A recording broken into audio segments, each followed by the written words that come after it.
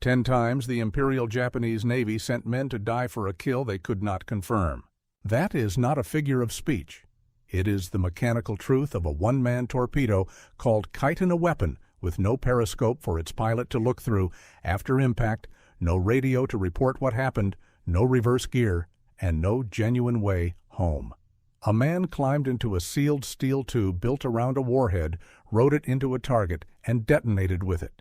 There was no second attempt. There was no report filed afterward by the one person who actually knew what had happened. Whatever happened next, the only witnesses were the men who fired it, listening from a submerged submarine, miles away, guessing at the meaning of a sound carried through hundreds of feet of water and steel. Between November 1944 and August 1945, 10 separate mission groups carried these weapons across the Pacific, Kikusui-tai, Kongo-tai, 8 more after them each name a fresh roll of the same doomed dice. The earliest went after American ships crowded into anchorages. By the spring of 1945, the targets had shifted to convoys caught in open water. 8 of the 13 mother submarines that launched them never returned home. Their crews, more than 800 men, most of whom never got within sight of an American ship, went down with them drowned or blown apart, chasing a kill that on most of those 10 missions never came. Between all 10 missions across 8 months of war, these one-way torpedoes sank 3 ships. 3 ships, 8 submarines, over 1,000 Japanese dead by the time the arithmetic was finished. What kept the program alive that long wasn't the weapon. It was a gap in the evidence and what the Navy chose to pour into it. When a submarine crew heard an explosion through the hull, they could never see whether the torpedo had actually struck home or exploded against a reef, or simply run its course into open water and gone off for no reason at all, and again, the Imperial Navy chose to believe the version of events that let the war and the program go on. This is the story of those 10 missions, the lie that grew out of the first one, the man who refused to believe it, and the one day after Japan had already surrendered that a submarine sailed out to attempt an 11th. Some of those missions ended with men on a submarine alone, with a sound deciding for themselves what it meant.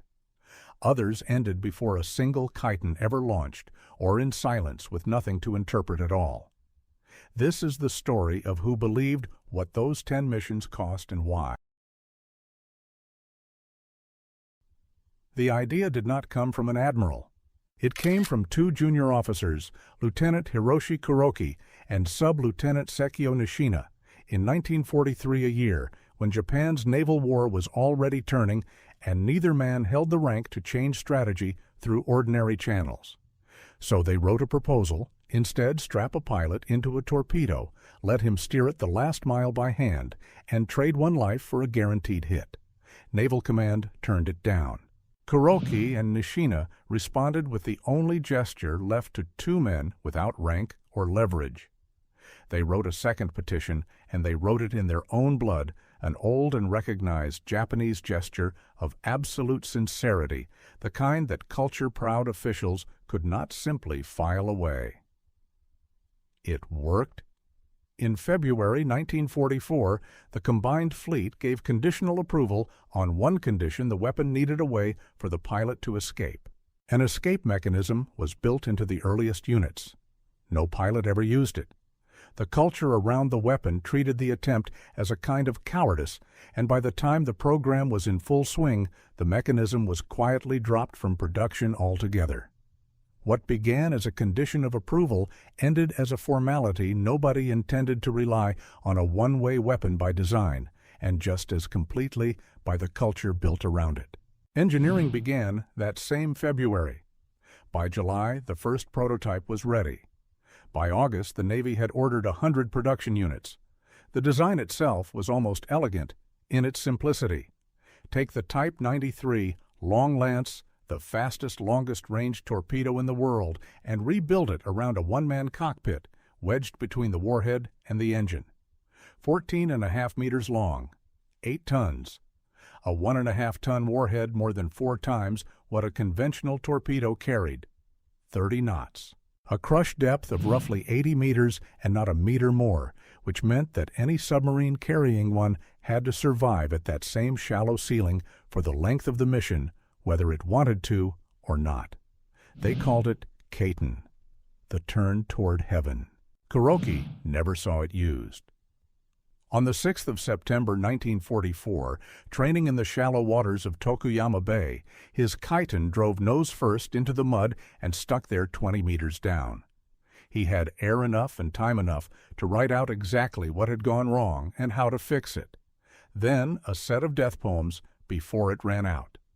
He was the first of 15 pilots the program would lose to training accidents before the war was over, men who never reached an enemy ship at all, killed by the weapon itself before it ever left home waters. 2 months later, his friend Nishina carried him into battle anyway. Not a photograph, not a lock of hair. His ashes sealed into the cockpit beside him. On the 8th of November 1944, 3 submarines left the training base at Otsujima for a stretch of water on the other side of the Pacific Ulithi Atoll in the Caroline Islands, a lagoon so large and so sheltered it had become the biggest anchorage on Earth, more than 600 American ships packed into a ring of coral closer together than any Japanese planner had believed the enemy would risk. Getting there meant more than 2 weeks of transit, most of it surfaced at night to recharge batteries south through the narrow strait of Bungo Suido and out across 2,600 nautical miles of open Pacific, 2.5 weeks, in which anything could go wrong long before a single Kaiten reached its target. For one of the 3 submarines, it did. I-37 never made it that far. American destroyers sank her 11 days out with all 117 men aboard before she had launched a single Kaiten. The war's first Kaiten combat loss happened before the weapon had fired its first shot. I-47 reached Ulithi intact. At 0328 on the morning of November 20th, she began releasing her 4 Kaiten into the water, one after another, the last one gone by 0342. Nishina rode the first. At 0547, his Kaiten struck the fleet oiler USS Mississauga. She rolled and went down within the hour. 63 of her 298 crew died with her. It was the first confirmed kill of the entire program, and it was also the last moment for the next 7 months that anyone in the Imperial Navy would draw an honest line between what had actually happened and what they needed to believe had happened. 2 days later, more than 200 officers gathered to evaluate the mission. What they had to work with was smoke on the horizon and the memory of explosions heard through a hull by men who never surfaced to look. From that alone, the conference decided that Nishina had sunk a carrier, that Fukuda had sunk another, that 2 more pilots in the Kaiten launched alongside them at Ulithi, and Castle Rhodes had each taken a battleship. 5 kills credited across the whole Kikusui Tai group and a lagoon full of smoke. Lieutenant Junior Grade Hitoshi Fukuda was 22. He died that same night, credited with a carrier that never existed in a mission whose only real casualty was an oiler. His farewell letter addressed to his parents opened with a line borrowed from the executed reformer Yoshida Shoin and apologized for dying before them. 10 days after the evaluation conference, Captain Kiyotake Ageta carried the tally in person to Emperor Hirohito. 5 ships, the report said, including carriers and battleships, accompanied by a painting of an American flat top breaking in half. Radio Tokyo broadcast the news as a roaring success. One oiler had actually gone down. A lie told once is an event. A lie believed 5 times in a row is a policy. On the 12th of January 1945, 6 submarines struck 5 American anchorages on the same morning, Ulithi, again Hollandia Castle Rhodes, off Palau Manus, Upper Harbor at Guam. 5 separate crews, none of them in contact with each other, each one reaching for the same explanation the moment a Kaiten went quiet. The lie that had started at one evaluation conference 2 months earlier no longer needed a conference. It had become the default assumption reached independently in 5 places on the same morning by men who had never discussed it with one another, and never would. Take one submarine out of the 5 because it tells you everything the other 4 don't need to. I-47 back at the war, a second time, this time off Hollandia. At 05:15, her Kaiten grazed the side of the merchant ship Pontus H. Ross. A glancing blow, not a solid strike, the Torpedoes' warhead never actually detonating against the hull. At 05:21, 6 minutes later, something else went off 100 yards clear of the ship's beam. What the crew of Ivar 47 actually had was a scrape they felt through the hull and a distant explosion they heard afterward, and from those 2 sensations alone, with nothing to check either one against, they radioed home a confirmed sinking. The Pontus H. Ross sailed on damaged but afloat, with no one aboard killed, and somewhere in the Imperial Navy's books, she quietly became a kill that never happened. Elsewhere that same morning, the pattern repeated, with only the details changing. At Ulithi, I-36 actually did sink something real, the small landing craft LCIL, 603 men killed and damaged to the ammunition ship Mazama, besides 8 more casualties. It was the mission's one genuine result, and it drowned in a day otherwise built entirely out of explosions. Nobody could verify a single hard fact, buried under 4 unconfirmed ones, treated with equal confidence in every report that went up the chain. At Kossol Roads off Palau, Warren 53's crew heard blasts through the hull and reported hits that post-war accounting would never manage to confirm existed at all. At Manus, a 56 never got close enough to fire a single Kaiten and came home having accomplished nothing. At Guam, I-58 launched everything she had at smoke and distance and claimed results anyway, because by January 1945, claiming results was simply what a mission report was for. And while the guesswork multiplied across 5 anchorages, the dying kept its own separate schedule, indifferent to any of it. USS Conklin found I-48 in that same stretch of ocean and sank her with all hands, 122 men, gone in a submarine whose only contribution to the day's tally was its own crew's names nobody read aloud at the evaluation conferences. By that morning, what the Navy believed and what had actually happened in the water were already 2 different wars running side by side, and only one of them was true. Then came the mission that should have stopped the lie cold, because for once there was nothing at all left to misinterpret. 6 weeks later, off Iwo Jima, I-368 and I-370 were hunted down and sunk before either boat launched a single Kaiten. American aircraft found I-368 first and finished her with a homing torpedo dropped from an Avenger. Destroyer escorts caught I-37, the same day, and killed her with hedgehog charges before she ever got close enough to matter. 85 men went down on one submarine. 84 went down on the other pilots and crew, together still lashed to the deck in their launch cradles, dead before they ever got the chance to fight. 169 men dead. 0 shots fired. Not even a false explosion to misread. This time no smoke, no distant blast, no ambiguous sound for anyone to misjudge. Just silence and a casualty report, and the next mission scheduled anyway, exactly as if something had gone right. There is no lie to dissect in this one, and that is the point.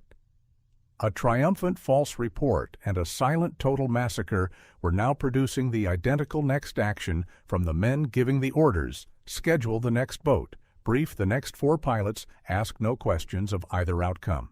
A single sentence covers what happened next. In March, 2 more submarines sailed for Iwo Jima, were recalled a day short of the target, and came home having risked nothing and confirmed nothing at all. Add it up, and this is what a policy looks like. 5 claims for phantom kills at 5 anchorages, 169 dead for 0 shots, fired off Iwo Jima, and a mission that accomplished the least of all 3 and drew the least attention for it. The claimed tally whispered up through evaluation conferences, and staff reports kept climbing toward numbers nobody at the top ever demanded proof of. the real 3 ships total across the entire war. The same 3 the program had already managed by its first night in combat had stopped moving months earlier, and nobody with the authority to notice ever set the 2 figures side by side.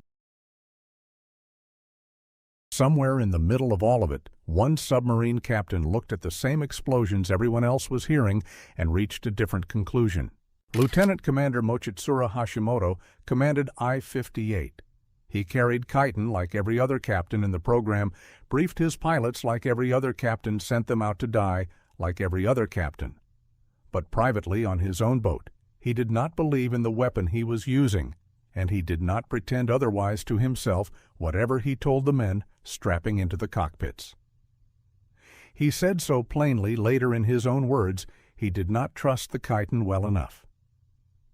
Darkness limited what a pilot could actually see, and hit badly every single night mission, a man staring through a narrow periscope tube in open ocean at midnight, trying to line up a target he could barely make out with one irreversible shot to get it right. And launching one was not the clean, silent act the mission reports made it sound like. It was, in his own words, a very noisy process. Venting compartments, blowing tanks, a submarine forced to slow and steady itself at exactly the moment it was most exposed, audible to anyone listening, for it American destroyers included. Every launch was itself a small act of self-betrayal, the quietest weapon in the war, requiring the least stealthy possible platform to fire it from. That last point was the one that mattered most, and Hashimoto reasoned it out with a clarity nobody above him ever bothered to apply.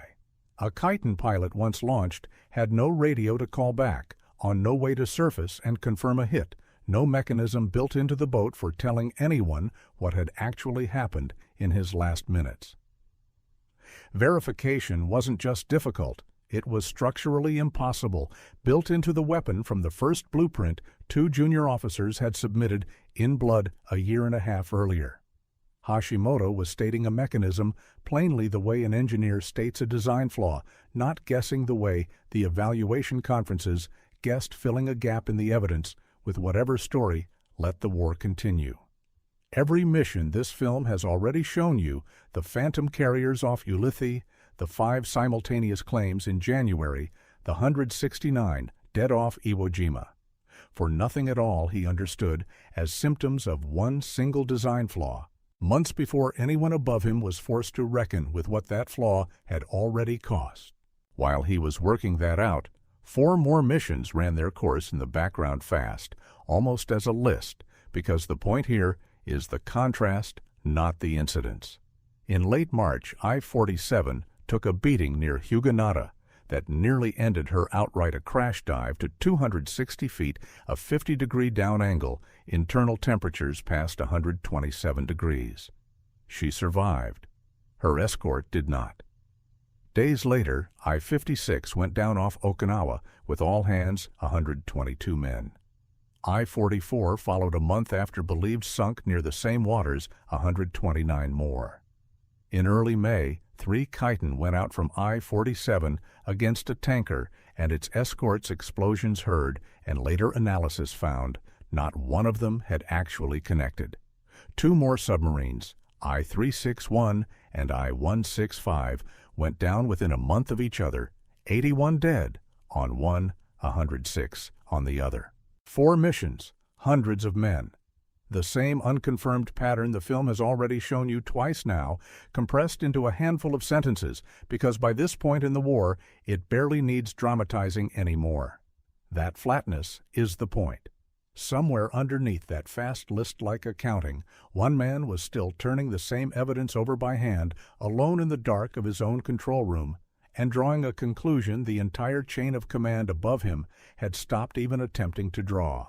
Hashimoto kept his doubt exactly where doubt is easiest to keep private, aboard his own boat, changing nothing above his own command, changing nothing for the pilots he still briefed and still launched.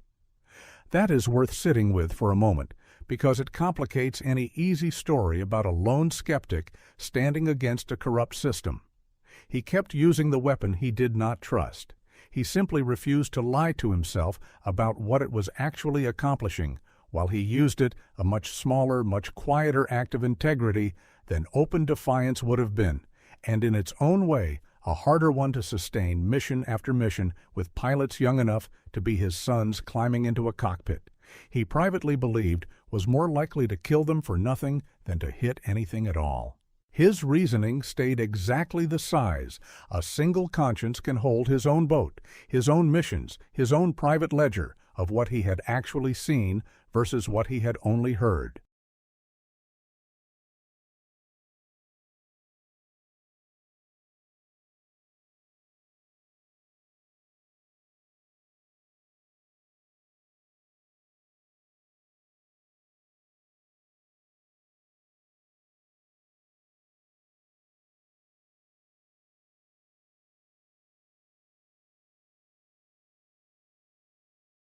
The ninth mission was the largest the program had ever sent out.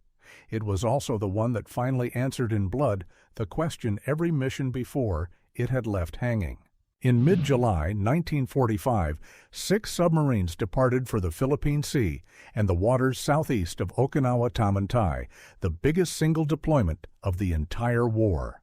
I-53 left Bungo Sweeto on the 14th at 5 in the evening, and by the 22nd had reached her patrol station, open ocean roughly 260 nautical miles northeast of Cape Engano on the northern tip of Luzon. No islands here, no reefs, no shoals, nothing to hide behind or use as cover, just featureless deep water sitting directly across the established convoy track running from Okinawa to Leyte. In terrain like this, the only geography that mattered was the invisible kind, where a submarine could position herself submerged and silent directly in the path of ships that had no reason yet to expect her. The convoy she was waiting for carried the battle-worn 96th Infantry Division home from Okinawa soldiers who had already survived one of the worst campaigns of the entire Pacific War 3 days out from port, most of them believing the fighting was behind them.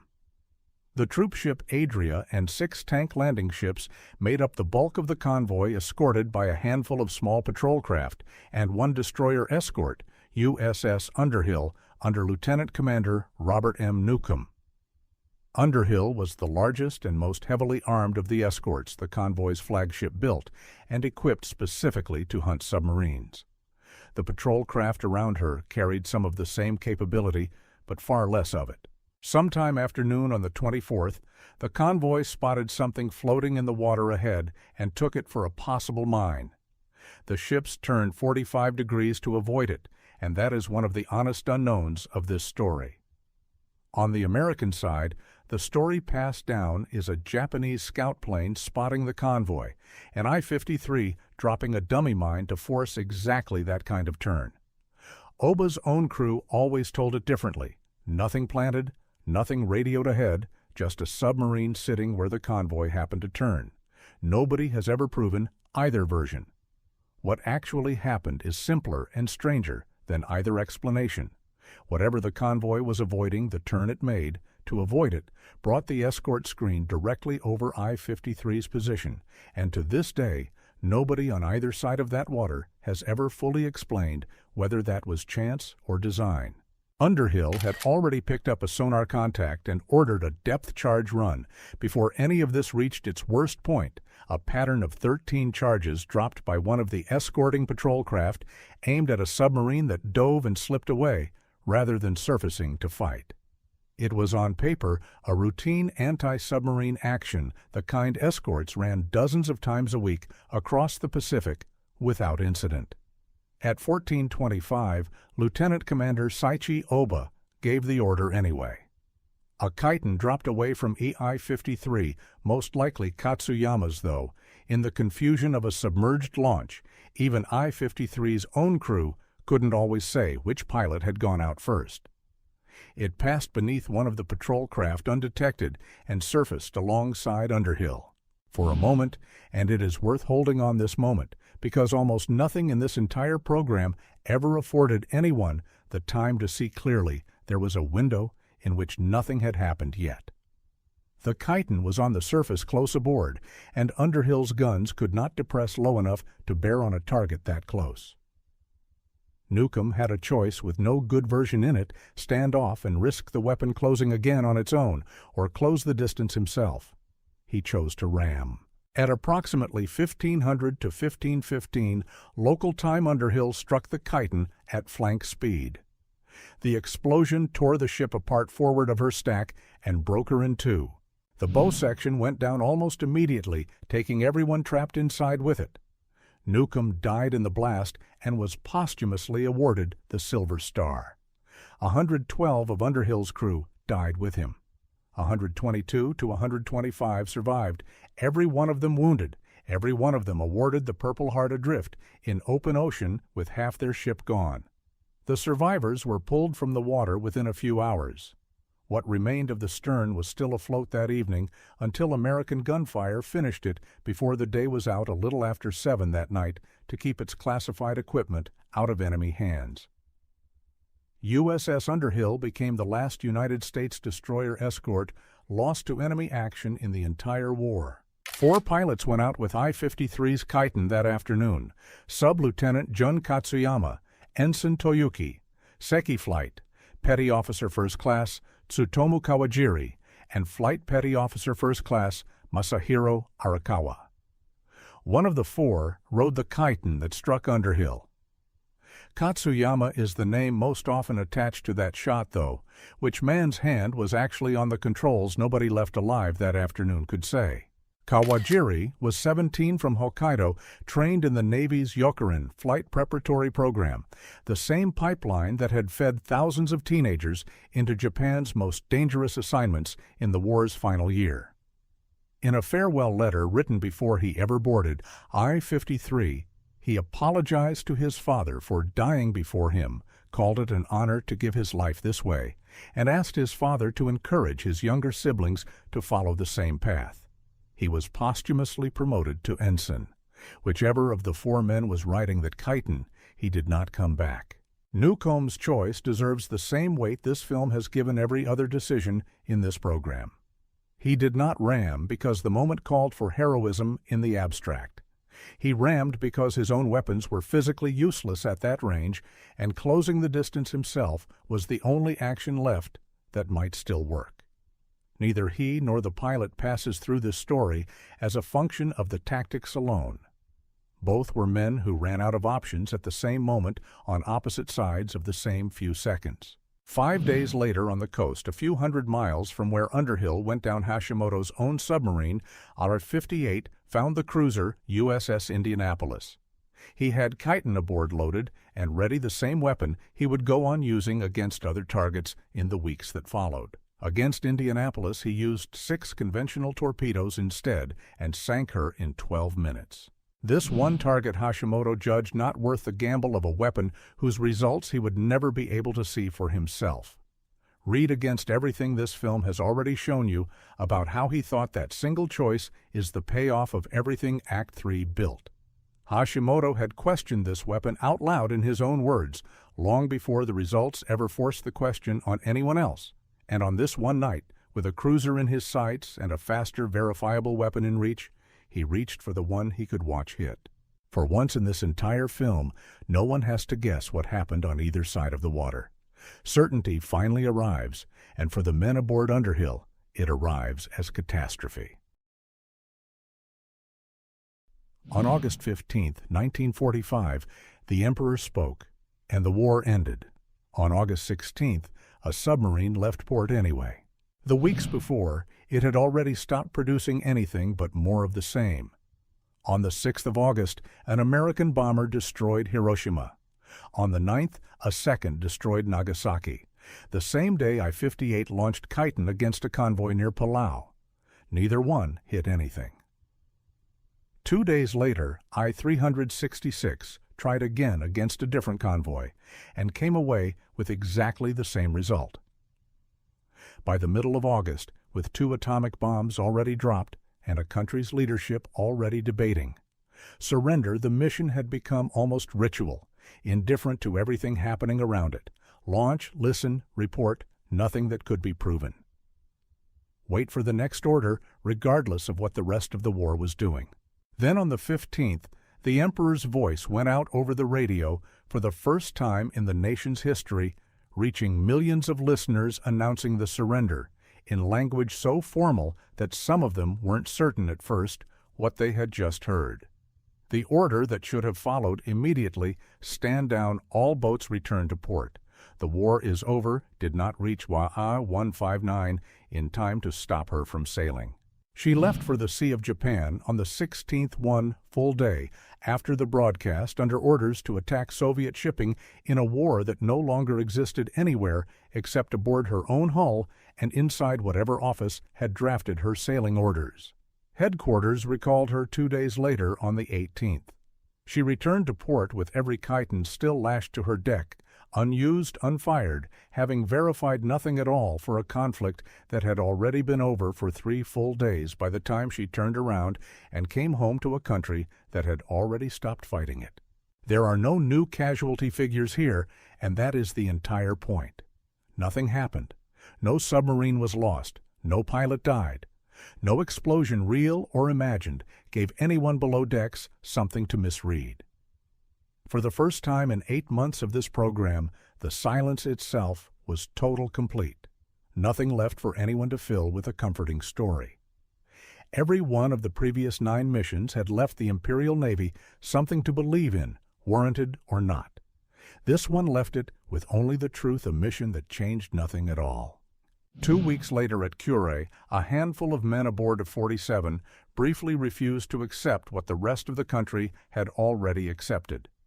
They tried to seize fuel and supplies, intending to keep fighting their way toward Rabaul rather than surrender the boat that had carried Nishina and Kuroki's ashes into the war's first Kaiten attack. The attempt collapsed within days for the same reason so much of this program had already collapsed mission after mission. For 8 straight months there was nothing left, no fuel, no supply, no functioning chain of command, willing to keep feeding it to run the war on any further. On September 2, 1945, I-47 formally surrendered. The order that sent I-159 out on August 16th was never rescinded by anyone who stepped forward to explain why it had been given a full day too late. It was simply obeyed the way every order in this program had been obeyed by men trained not to ask the question underneath it.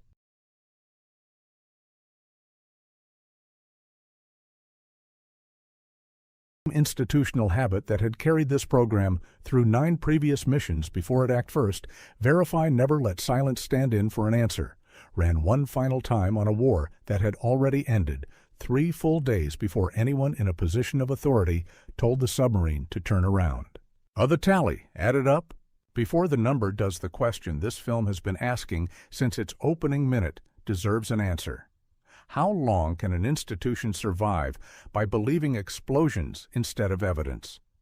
Long enough, it turns out, to run 10 missions across 8 months to reach the desk of an emperor with a painting of a ship that never sank, and to sail one more time after the government that ordered it had already surrendered for exactly as long as nobody with the power to stop it was willing to look at the evidence directly. Hashimoto did.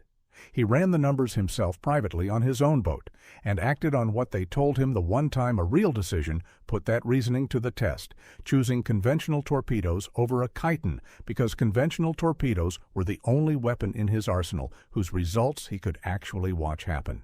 The officers who briefed a fabricated tally to the Emperor 10 days after a single oiler went down never ran those same numbers out loud.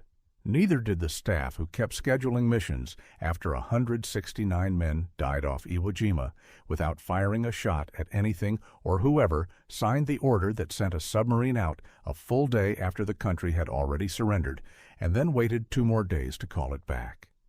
Every one of those men had access to the same gap between what a submarine could hear and what it could never see. Hashimoto seems to be the one man who ever said so, even to himself. The system had every chance to check its own math mission after mission for 8 straight months, and it took the cost climbing past 1,000 of its own men before anyone finally did. Here finally is the full tally. 106 Kaiten pilots dead, 846 men killed aboard the 8 mother submarines that never came home. 156 more dead in support and maintenance roles. Roughly 1,100 Japanese dead in total. Against that, 187 American dead and 3 ships sunk across the entire war. 1,100 against 3 ships. That is what 8 months of believing a sound instead of demanding to see the evidence actually cost. The 11th mission promised at the start of this film was never really a mission at all. It was Shinchutai, a single submarine, I-159, that sailed, verified nothing, and came home to a war that had already ended. Whether that lands as the emptiest possible ending to this story or the most honest one is a question this film will leave for you to answer. But the last image belongs to the first man in this story, not the last number in it. Hiroshi Kuroki co-invented this weapon in 1943 and died in it 18 months later in 20 meters of water off Tokuyama Bay before he ever saw it fired at an enemy ship, a man who wrote out the cause of his own death and a set of farewell poems while he still had air enough to hold a pencil. His friend Nishina carried him into the first attack of the entire program, and the first one that ever did exactly what the weapon was built to do, sealed his ashes into the cockpit beside him and rode them both into the one strike out of everything that came after that no evaluation conference ever had to lie about. Everything that came after that morning was something the Imperial Navy told itself for 8 more months, at a cost of 1,100 lives it never once stopped to verify.